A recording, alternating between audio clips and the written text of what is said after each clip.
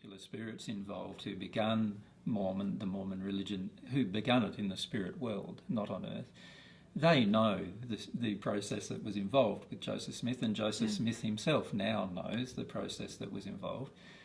And this is why many Mormons still have some difficulty resolving what process was involved, because many times some of these spirits come along in a state of truth and influence the people on earth to start to see that there maybe is a third alternative, and that is that we have a relatively sincere man in many respects, Joseph Smith, who was quite open and desirous of communicating and actually worshipping God.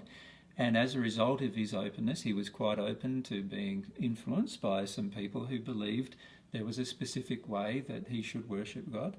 And he was quite open to receive their particular directions. And as a result of that, they appeared to him. This established the openness even further through this visions and realizations and these experiences, spiritual experiences that he had.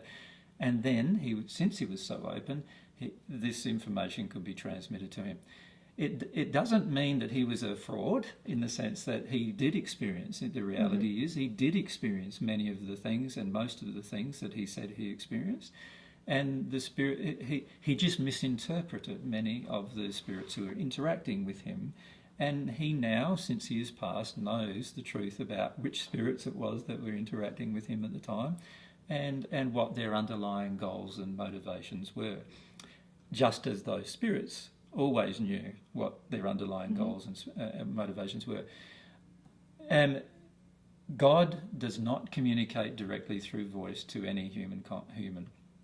That is one of the things that most people on earth do not understand.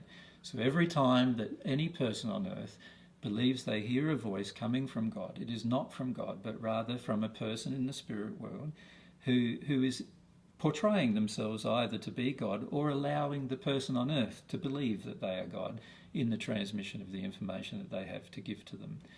And there are many voices claiming to be God which are very dark and very, very malicious and actually cause people to murder others and kill others. And there are many voices claiming to be God who are less malevolent and are more benevolent. They're still not completely truthful, because if they were completely truthful, they would never claim to be God or allow the person they're communicating with to claim that they are God. But the reality is many people on earth do interpret these interactions as being sort of godlike type interactions, which are very emotionally overwhelming and overpowering, which they then believe is their actual experience with God. And then they utilise that particular experience as the justification for them to continue to communicate with those particular spirits.